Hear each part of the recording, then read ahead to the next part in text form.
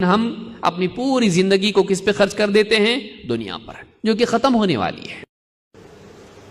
ہم اپنے باہر چیزیں جمع کرنے میں لگتے ہیں، اور جیسے ہی سب جمع لیتے ہم لوگ، فرشتہ ان کے بیچ میں سے ہم کو اٹھا کے لے جاتا۔ کتنی افسوس کی چیز ہے، سوچئے، یہاں میرا گھر، یہ پیسہ، یہ سب کچھ، میرے زیورات سب میرے اطراف جمع، یہ میرا، اور ان کے بیچ میں سے فرشتہ ہم کو نکال کے لے جاتا ہے۔ کیا فائدہ؟ کیا فائدہ اس ساری کوشش کا کہ اس کا اینڈ کیا ہے، اس کا مآل کیا ہے، اس کا انجام کیا ہے؟ اس کو چھوڑنا ہے، اس کو چھوڑنا ہے۔ اور معاملہ اگر اتنا ہی ہوتا تب بھی اتنا سیریس معاملہ نہیں تھا کہ دنیا کو چھوڑنا ہے۔ یہ جو زندگی گزاری تو نے 50-60 سال جتنی بھی ملی، اس کا پورا حساب آخرت میں دینا ہے۔ کیا کیا تو دنیا میں؟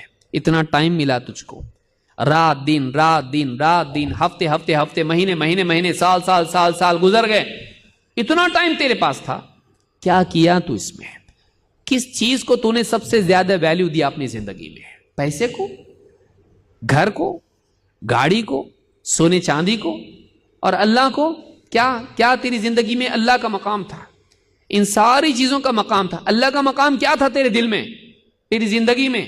آخرت کی کیا اہمیت تھی تیری زندگی میں؟ دنیا کی تو بہت اہمیت تھی، آخرت کے لیے کیا کیا تو؟ اللہ کے لیے تو کیا، کس کے لیے جیا تو؟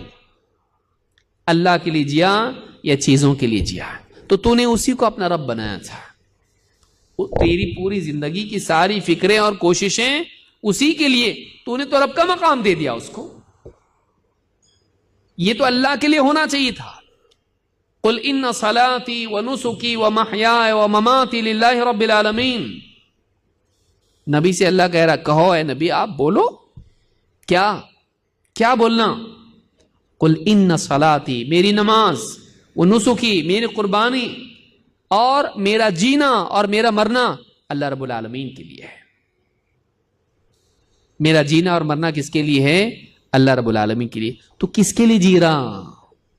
ایمبیشن میرا ہے، مجھ کو یہ بننا ہے، مجھ کو یہ کمانا ہے، اتنے سال میں یہ کرنا ہے، میرا یہ ٹارگٹ ہے، اچھی بات ہے، لیکن اللہ کو بھلا کے، آخرت کو برباد کر کے، اعمال کو خراب کر کے، اپنے باطن کو بگاڑ کے، اپنی زندگی کو تباہ کر کے تو یہ پانا چاہتا ہے جس کو چھوڑنا ہے تجھ کو؟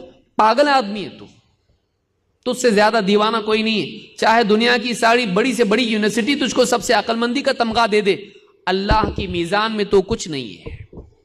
اللہ کے نزدیک تو بے وقوف ہے، جاہل ہے۔